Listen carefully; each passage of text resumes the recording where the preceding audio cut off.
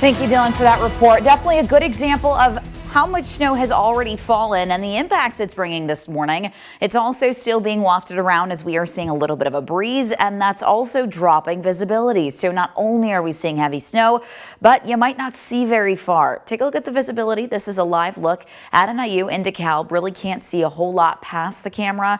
We're going to continue to track these kind of conditions over the next few hours.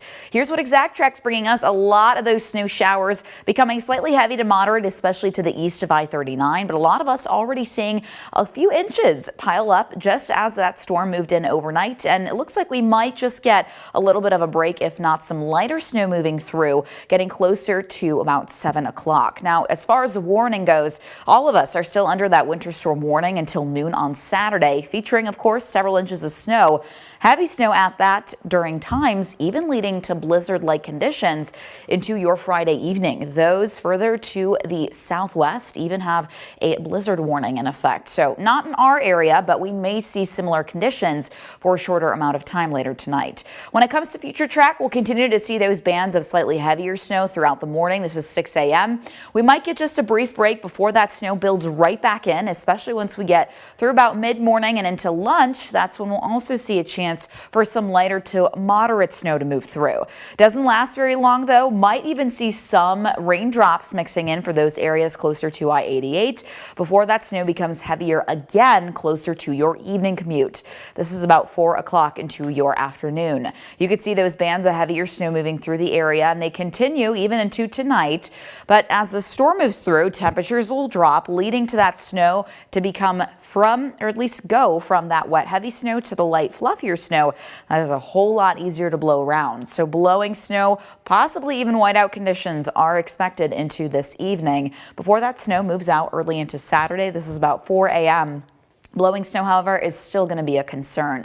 Now, when it comes to that winter storm timeline, a lot going on here. First is going to be that wet, dense snow throughout the morning. Now, again, what we're seeing right now, about an inch per hour at times for those intense rates. That's something that we're expecting even later during the evening commute. Then that snow becomes fluffier and light in nature, but the winds will pick up a touch, gusting from 30 to 40 miles an hour, leading to blowing snow and even whiteout conditions once we head into late this evening, overnight, and early into your Saturday. So if you don't have to travel, I'd recommend just staying at home and avoiding a lot of these hazardous conditions. In terms of how much snow we'll see, about 7 to 11 inches throughout most of northern Illinois. Now, some spots may pick up locally higher amounts, but the closer you are to I-88, the lower your totals will become, as we are going to see a potential for some of that rain to mix in, especially further south.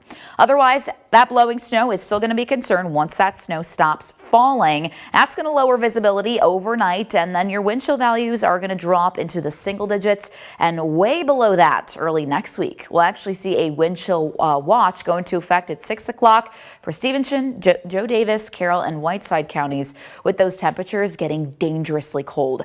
Now, your afternoon highs might not even climb out of the negatives for Monday and Tuesday next week.